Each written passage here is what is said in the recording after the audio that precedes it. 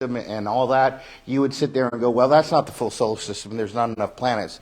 Well, that's correct. Because this is a model from the 1600s. So they can see what they can see, and they know that there's so many planets. And so anyway, you look at this model, and the model's well done because you can see that Saturn has all its moons, and as you look at it, the Earth has its moon, and so the planets have what they have and what they need, and they also have. You notice it's at these particular distances, so it's a good model. It's a scientific model of the time, and. There was a scientist that was an atheist. He didn't believe in God back then. And he came to visit a scientist friend of his that they were getting ready to go to a meeting together, to a dinner. And the scientist that house he was at was getting dressed. And he saw this model sitting on his desk. And he goes, so hey, who made this? And that scientist's response was, nobody. So the atheist decided that he was a little upset with that answer because that's a ridiculous answer. And he said so. He says, look, that's a ridiculous answer. Who made this? He said, nobody. So he got a little bit hotter and he goes, well, that's really stupid and it doesn't make any sense. Somebody has to have made this. And finally the scientist that was getting dressed turned to him and said, well, you say that the solar system that's out there wasn't made by anybody, and it just appeared, so then just appear. Well, obviously, then that scientist has to sit there and think about how ridiculous he is to believe that the regular solar system wasn't made and that nobody made it, right? So anyway, that particular scientist was Sir Isaac Newton, was the one getting dressed. So our day, with that thought, is somebody had to make it. There's people that say, hey, so Doc, I don't believe in God because I can't see him. Did somebody build this building? Can you see him? You can go visit him in the graveyard, but you can't see him because the guy who built this building is no longer here. But we know there was a builder. That's what we have to remember. You look at paintings, we know there's a painter. You never sit there and go, oh, there's no painter, because I don't see him. Well, I don't believe that painting's there because I don't see the painter, right? We don't do that. Well, I don't believe the painter exists. Well, he might be dead, but there was a painter. We never question that. But yet, with creation, we seem to always question, well, I don't believe there's a God because I don't see him. Well, do you see the trees? You ever look at some of the stuff that's out there? Just the order and everything that has to go on. I mean, if you take a cell and you start looking at how much stuff is going on in a cell, that can't just happen. If we look at the human body, do you know the human body was built to be eternal? It was built to be eternal. In 30 days, 100% of your knee is brand new. You go, well, then why doesn't my knee work like it was when I was in my 20s? Sin. Sin entered the world, and so we tend to keep the scars of our sin. And so once sin enters the world, then what is it? Death, right? So then there's death. So why doesn't it rebuild itself into perfection? Because we're cursed now. The world's cursed. So, but if we really look at the science of it, we could regenerate everything we regenerate our entire knee in 30 days. So what I want to show you, though, is the science that's in the Bible itself. And here's how it starts. So the word science is in the Bible twice. Now, at this church, we use the King James Bible. So when I reference Bible, that's the Bible I'm talking about. If you were to reference other versions of the Bible, the ASV has the word science in the Bible once. And it's at one particular place. and but the King James has it twice.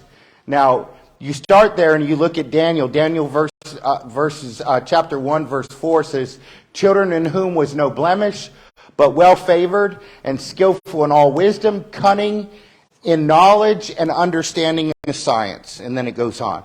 Now, listen, what is science? If we were to translate the word science, we would translate it to knowledge. So would that make sense saying knowledge, understanding knowledge?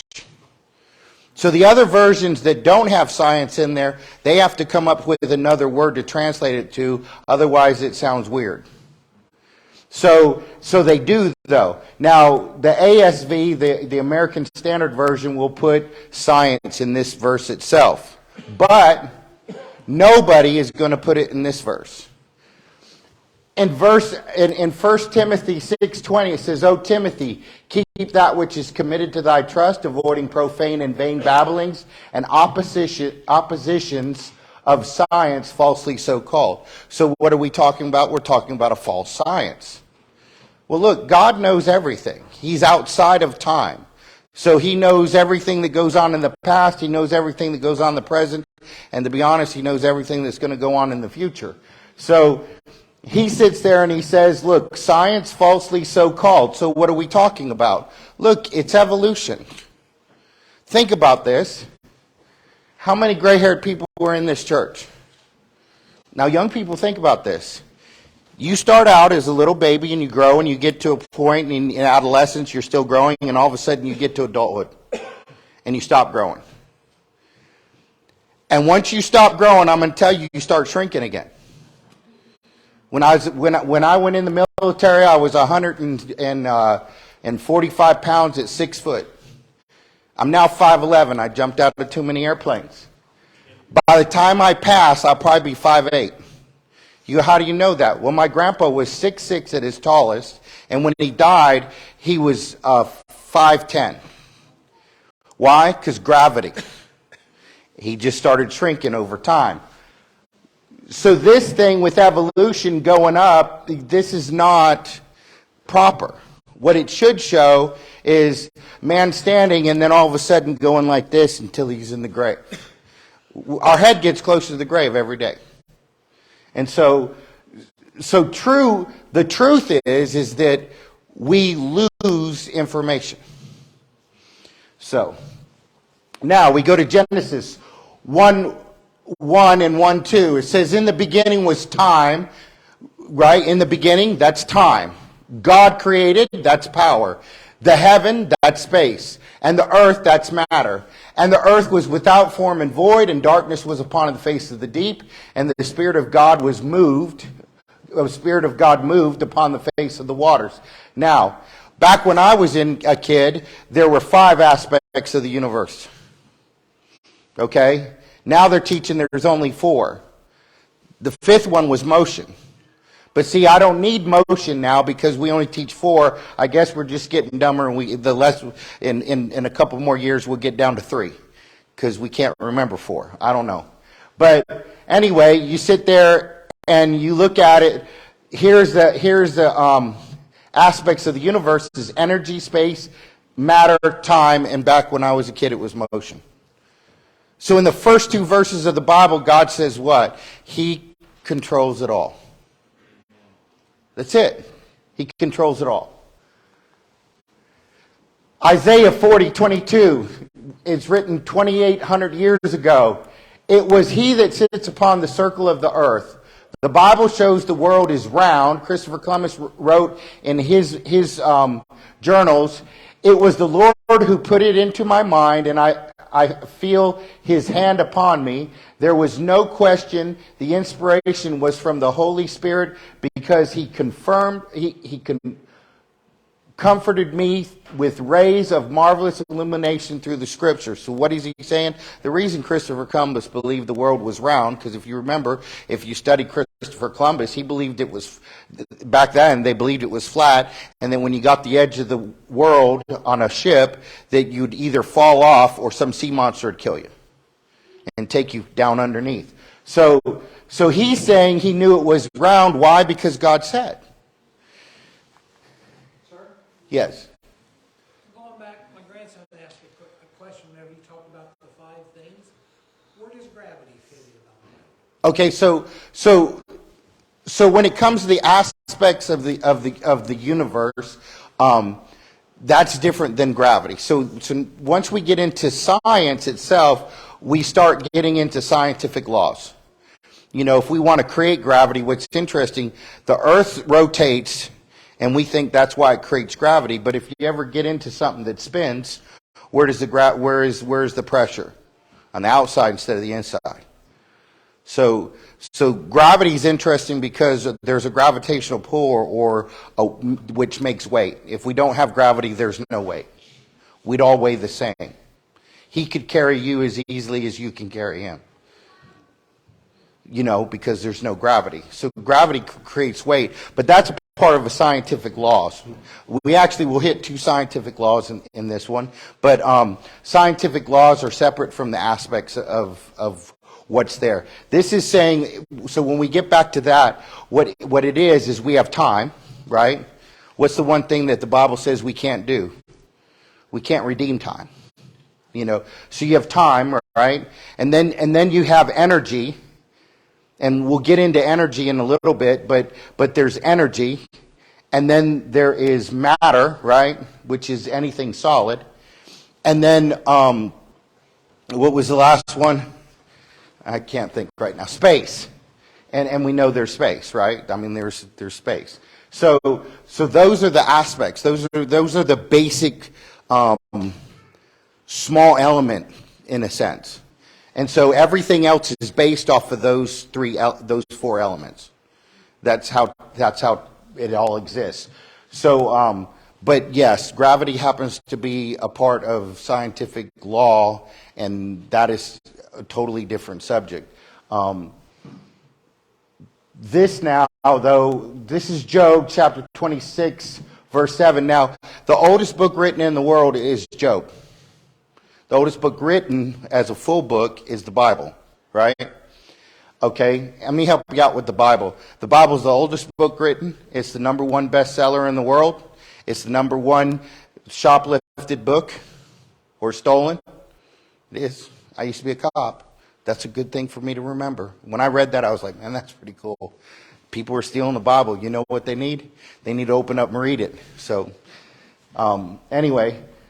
But it's the oldest book, and out of the Bible, the oldest book in the Bible is Job is Job. So 4,000 years ago, Job was written, and he says he stretches out the north over the empty space and hangeth the earth upon nothing.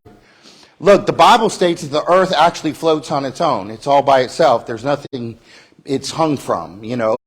In the days back then at Job's time, if you'd have talked to somebody, most of them would have told you that the earth sits on an elephant.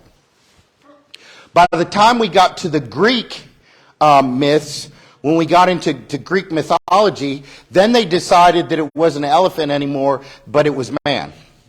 And then it was Atlas, right? And that's why all of our maps are called Atlas. But Atlas was the Greek god that held up the world. Well, I hope you're not sitting under his hands as he's holding up the world, you know. So anyway, that was written in the scriptures in Job. Job also, now Job's a great book when it comes to science. Job also says in Job 38, 13 through 14, it says, that it might take hold of the ends of the earth, that the wicked might be shaken out of it. It is turned as clay to a seal. Now, you see the clay there, and you see that spinner. If you ever look, you can go to a place where they do pottery, and it's all built where you sit there, and you can run your foot on this bottom thing, and it spins the top, and then you just kind of work that clay. And so what is it talking about? It's talking about the rotation of the earth. Look, that's scripture. So you look at Luke, it says the same thing. It says Luke 17, 34 through 36, it says, I tell you, in that night there shall be two men in one bed, and one shall be taken and the other shall be left. And two women shall be grinding together, and one shall be taken and the other left. And two men shall be in the field, and one taken and the other left. Now, if you look at that, what it's saying is, look, there's two people in a bed, so that's nighttime, right? There's two people out doing the field, so there's men out in the field. What time do men be in the field? Not at night. So it's a different time, right? And then you look at this, the two women shall be grinding. Now, back in the day, the women would go to the field and they would collect the crop. And so what do you have to do to be able to make bread? You actually have to take the wheat and you have to grind it until you get to a powder so that you have flour so that you can make bread. So it was a process. So the women would do that process. So that's that grinding it's talking about, because they'd have to make wheat into flour, you have to actually grind it. You have to grind it with a rock on another rock and just until it comes out as powder. So it's talking about that. Now, if you study those cultures, the women would start in the morning and they would basically grind their wheat for the day. And so you've got them in the morning. You look at the two men, they're more in the afternoon or evening, and then you got the other two men in there at night. So what is it saying? That on the earth, there's people at the same time, right? Because if you really study that out, it's talking about the rapture. You know, people sit there and go, oh, I can't wait till the rapture, and they act like in America, the rapture is going to happen here in the daytime. Can I help you out? In Jerusalem, it's nighttime right now, and the rapture will probably happen in the daytime in Jerusalem. So when are we going? From our beds. I mean, that's probably what's going to happen. Why? Because why do I pick Jerusalem? Well, because Jerusalem's God's city. We know that by the scripture. So it's showing us again that there's a rotation in the earth. Now in Psalms 104:2 it says, Who coverest thyself with light, as with a garment, who stretches out the heavens like a curtain. Look, just recently the scientists figured out that the universe is expanding. What does a curtain do?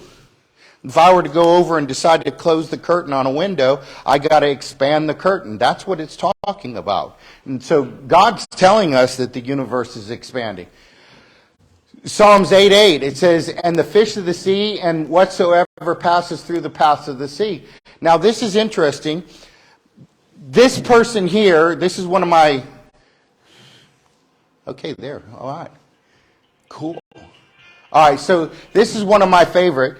Is we're talking about oceanography. We're talking about the currents. If you live on the East Coast, everybody knows of the Gulf Stream. That's what, is what that current is called. That Gulf Stream, if you followed it, so that Gulf Stream is right there, and if you followed it, it'd take you up, and you would actually end up in England, and then you'd come back down to Africa, and you'd come back over and hit just above Brazil and into Venezuela, and then you'd come in and you'd hit Florida, and then you'd go right back over. And so you could actually get into that current and follow that current. Anybody been in a river and you're going down the river and all of a sudden you hit a back eddy, you'll hit a current that actually will put you back.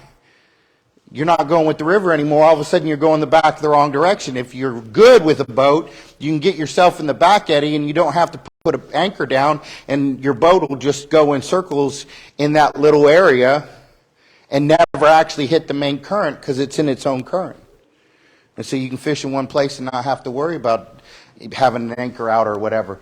But that's the current. So these paths in the sea, or these ocean currents, in 1850s. Now think about that. That's the 1850s. Who wrote Psalms? David.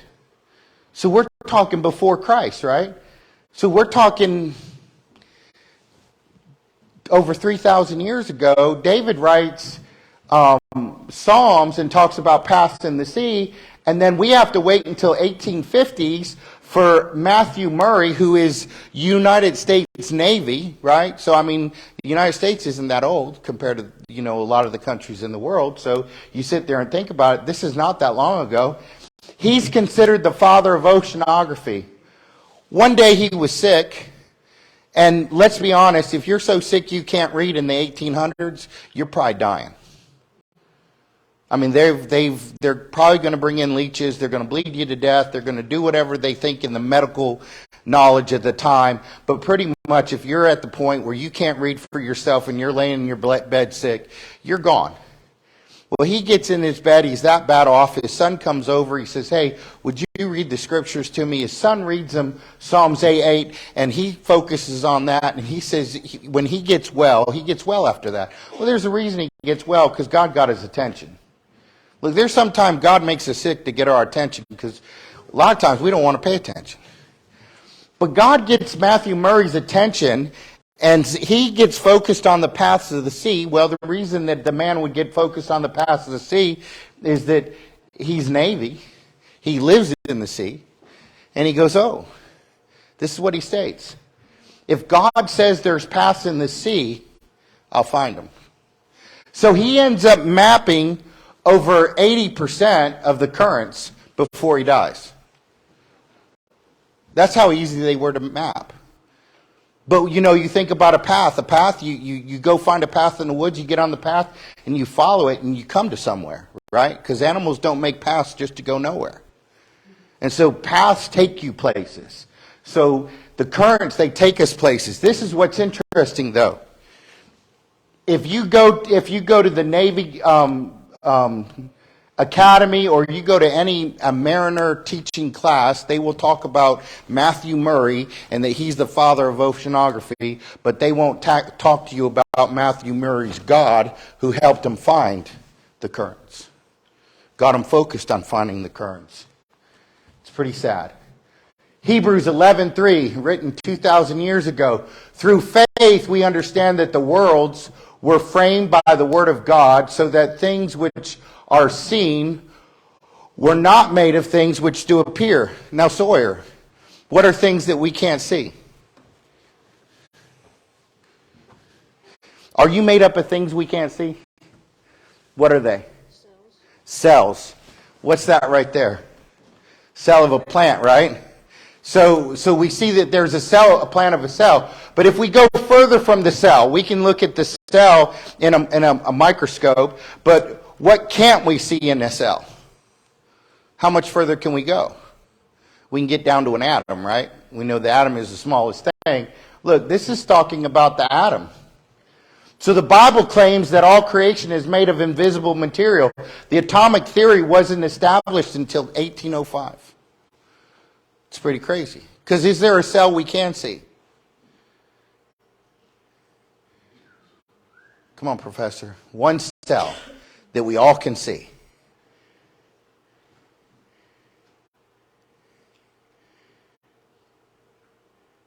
Coda, come on.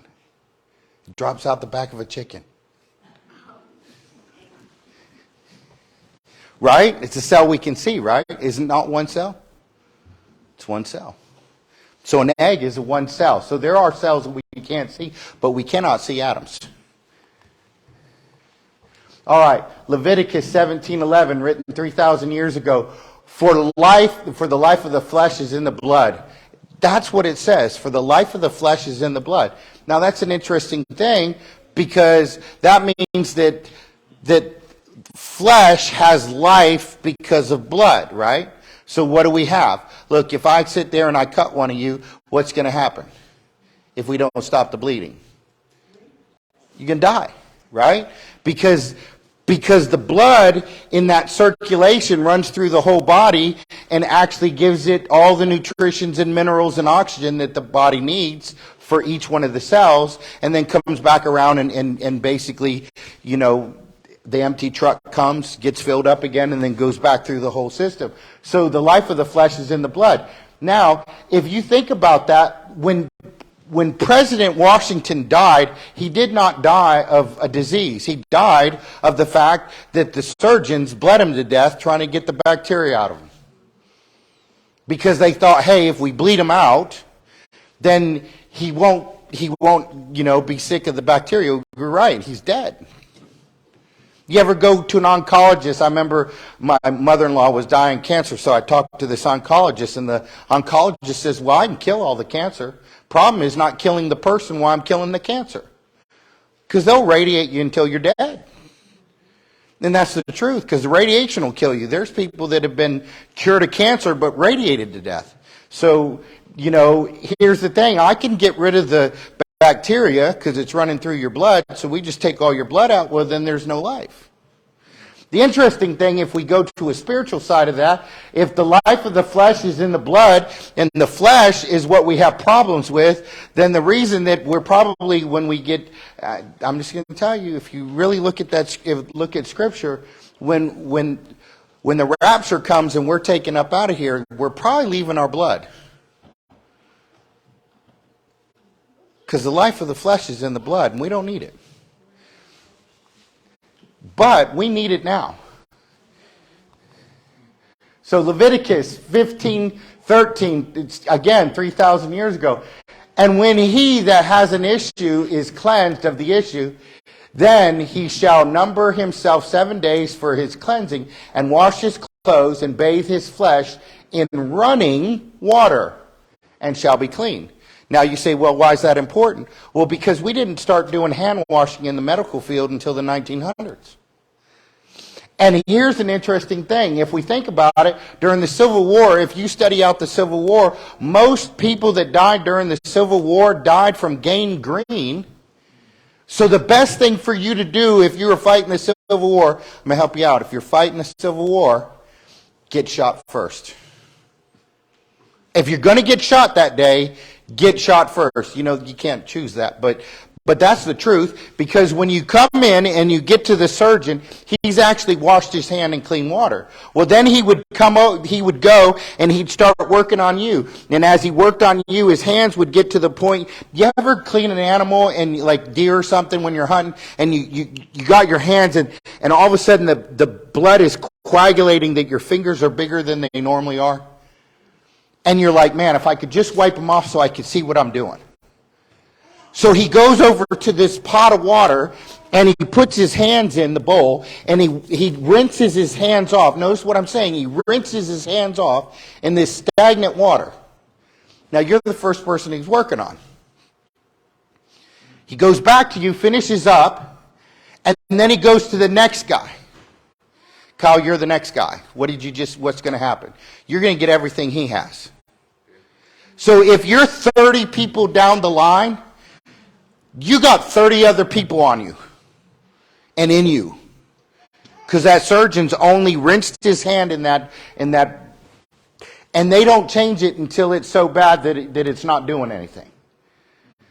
So you're just moving all the bacteria from one person to the next person to the next person. So the best thing to do in the Civil War was, if you notice, the ones that survived, if they did a study, they'd probably find out the ones that survived were the ones that got shot the first part of the day. The guys the last part of the day, might as well shoot them again. But that's the truth. Why? Because they didn't use running water. So if we sit there and we start, if you ever go to nursing school, I went to nursing school, and they teach you to wash your hands, and you got to wash your hands for 3 minutes. Now I got to tell you, 3 minutes is probably way too long. I can't stand anywhere for 3 minutes. That's like, especially over a sink. But they say to wash your hands for 3 minutes. Okay. But look, just wash your hands. And wash your hands in running water. Don't wash your hands in a basin, because the basin is getting dirty water back in it, and then dirty water back in it. So honestly, if you go to a place and they're like going, hey, we're going to wash in basins, be the first one through. Otherwise, just lick your hands at the beginning and don't touch the basin, because you're just going to be just as disgusting, if not worse. So here, there's a story that's interesting. I found this. The medical community did not embrace hand washing until 1910. A doctor named Josephine Baker, MD, started a program to teach hygiene to child care providers in New York City. 30 physicians sent a petition to the mayor protesting that it was hurting their medical practice. You want to know why? Because the women that they're talking about were basically midwives, and when the woman has a baby, she bleeds. And they would take the baby and they would wipe the baby off, and they'd clean them in a basin instead of running water. And the babies would end up getting sick. And so she started teaching them to, hey, wash your hands before you start. Wash the baby with running water. Wash your hands again every time you do different things, so that at least that gets the bacteria off your hands in a way. And so when she did that, the babies weren't going to the other doctors that often because guess what? They were well. So they were upset that it was ruining their practice. Well, look, people get sick all the time. I don't know why you're worried. Just wait. We're going to have COVID, right? I mean, but that's actually a true story. All right, so now this is where we get into laws, okay? So right here, Genesis chapter 2, verse 1, it says, "Thus the heavens and the earth were finished, and all the host of them." Now, this is the first law of thermodynamics. Everybody goes out, well, you know, the Bible doesn't have anything to do with science. We can't have science and the Bible at the same time. Da, da, da, da. Well, number one, the Bible came first, and it has the word science in it, so where do you think the word science came from? It was the Bible. And then we get to this point, and we get to the first law of thermodynamics. It says it's finished. The word finished indicates that the action is completed. The first law of thermodynamics says that neither matter nor energy can be created or destroyed. So all the matter that were created at the beginning of creation is still here today. It's just in a different form. And all energy that was created on the first day is still here. It's just in a different form. Okay? So here we have the first law of thermodynamics. Now, the second law of thermodynamics is in a whole other presentation we're not going to get to, but it says this in the second law of thermodynamics. First law of thermodynamics says that all matter and all energy is created, and there is no more and no less. Okay? Second law of thermodynamics says it all degrades. Now, how do we apply that with evolution? Evolution, the theory, right? That's what they call it. The theory of evolution. Now they don't even say theory anymore. They just want you to believe it because they think we're all stupid. But the evolution says that everything gets better. Well, if that was true, do you got a grandpa? Does he have a farm? I mean, there's a good chance that they have farms. You got a farm. Grandpa's got a farm. Have you ever been out there? Is there not a whole bunch of rusted junk out there? I mean, let's be honest. Every farmer I know saves it because they know they're going to need it to fix something. That's the truth. You know, it's a bank. It's a bad bank, though, because it sits out there and rusts. By the time they need it, it's in bad shape. Right, Rollin? I can say that because my farmer in this church, he's got a junkyard. We're waiting, though. If we could live 1,000,000 years, a jet's going to come out of that junk because we believe in evolution, right? I mean, because that's what it's saying, right? If we just need years and all of a sudden it becomes better, well, how does it become better when there's nothing to put into it to make it better? So where's the knowledge come from to make it better, right? Because we know everything's run on DNA. You have to add something to it to make things better. We got what we got, okay? So anyway, that's the second law of thermodynamics. So evolution even denies the scientific law. All right. So Colorado River, you listen to the school teacher. Colorado River, it eroded the Grand Canyon over millions of billions of years. Okay.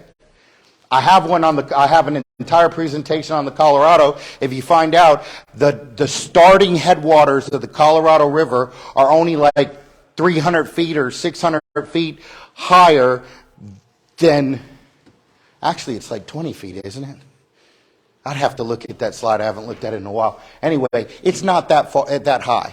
There's no way that little spring is going to erode the Colorado, the Grand Canyon over millions of billions of years, especially since if you go to the Grand Canyon, every year that the rafters go down, somebody has to go down first and plot all the obstacles because the obstacles just keep building up.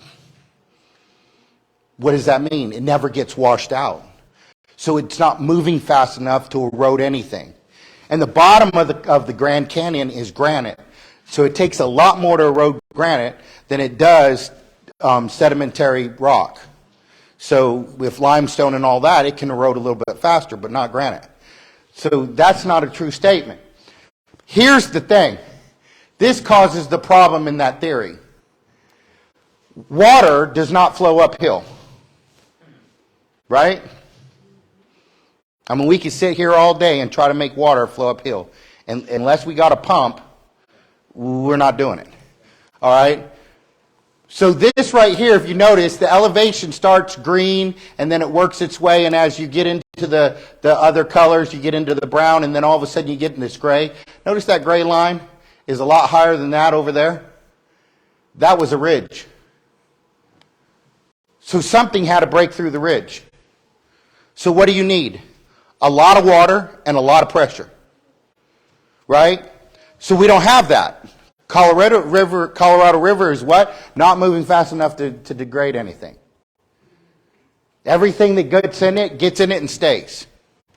And so we start looking at that. Look, there's no way so the canyon in Mount St. Helens in 1980, Mount St. Helens erupted and covered a valley floor. But in 1982, an eruption created a 100-foot canyon resembling the Grand Canyon in 3 hours. So if I were to teach you Mount St. Helens, which I do have one on that too, but if I were to teach you Mount St. Helens, you could see how the Grand Canyon was formed because you can see Mount St. Helens. Why? Because science is what? Observation. So Mount St. Helens in 1980 becomes one of the greatest scientific experiments for the processes that happen in the earth, which the modern day scientists don't want to pay attention to because it doesn't fit evolution. It doesn't fit an old earth. It fits a young earth. It fits when uniformitarianism and gradualism came into effect, which is the same time that evolution starts coming around, all that is in effect. The people that were Christians were called catastrophism. And they believe that God does what God does and things can happen quickly just as quick as they can happen slowly. What uniformitarianism and gradualism says is everything is this slow, gradual process and nothing really changes quickly. Okay? Well, that doesn't work. Because Mount St. Helens, on Saturday in 1980, in May, people were looking at Mount St. Helens going, oh, that's a beautiful mountain. It was if you ever looked at it, it's this beautiful mountain. Over a few months, it starts getting this bulge in it, and next thing you know, that bulge erupts, and that whole face of that mountain changes forever. Matter of fact, I went there one time. I was telling Doc, I went and taught creation in this one church, and there was a guy who was a school teacher during the Mount St. Helens thing, and he used to camp in that area. And so he says, hey, Brother Joe, I got to take you and show you some things. And I was like, okay, cool, I'll learn anything. We go out, and you know what he took me to? He was like, man, you got to see this. He was so excited. Now, some of you would be in with me. It was an outhouse. And the only thing you could see is a foot at the top. The mud flow from the lava and everything else had covered that. So the actual campground he camped at was at least 6 feet below where we were standing, because we're standing at the roof of the outhouse. He said, yeah, I used that in 1980. I was like, probably stinks pretty bad now. Don't want to open it up. But yeah, he took me all the way to see an outhouse. You know, some people are a little bit, like me. All right, so the sun's diameter loses 2 feet per day. That's a total of 730 feet per year. And if we were sitting here and we were saying that the earth is what is it, 4.5 billion right now? See, when I was in high school, you know why I don't know? It's because when I was in high school, it was 5.4 million. And in 33 years, it went to 4.5 billion. So I'm pretty old. If it was a fact then and it's a fact now, I don't know what years they're talking about because I know it's only 33 years, but they keep adding years. You and I, Sharon, we're ancient, right?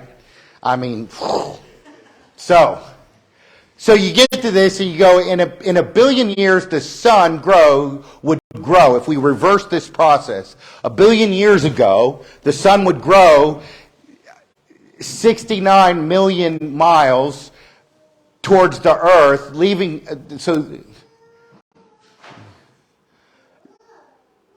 2,400 miles from the sun. So we're 24 million miles from the sun, and it would grow 69 million miles. So then what would you have? The earth would be in the sun.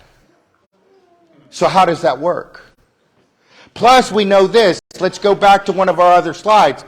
That the universe is expanding, right? So then it means it was all years ago, it was closer, because now we're expanding. So we're even going further in. And so 1 billion years ago, the earth would have been burned up. So how could it be that old? Those are questions I got. With all these theories these people come out with, just answer these simple questions. Because, I'm just stupid. At the end of the day, I don't have the education they do. And I think that sometimes people get into books and they get so overeducated they're stupid. That's how, because let's be honest, that doesn't make sense, right? You get overeducated, you get educated right out of common sense. So, evolution. Greatest problem is racism. It never makes sense when you get a black guy sitting there wanting to teach you about evolution. Because one of the main reasons for evolution is to prove that the black man is not as advanced as the white man. Well, I don't know about you, but I was a soldier and I fought with black men. I've been educated in college and went to college with black men, and I don't see how they're any different than I am. So, look, we're all descendants of Adam and Eve, not in various stages of evolution. That's not the truth. We're all descendants of Adam and Eve. Everybody in every color is just as important as everybody else. So you get to Johann Kepler. He's one of the greatest mathematicians of his time. He said the chief aim of all investigations of the external world should be to discover the rational order and harmony which has been imposed on it by God and which He revealed to us in the language of mathematics. Now, Doc's going to sit there and say, if you look at these crystals, that has to do with math. Think about it. You look at this, it has everything to do with math. It's geometry right there, right?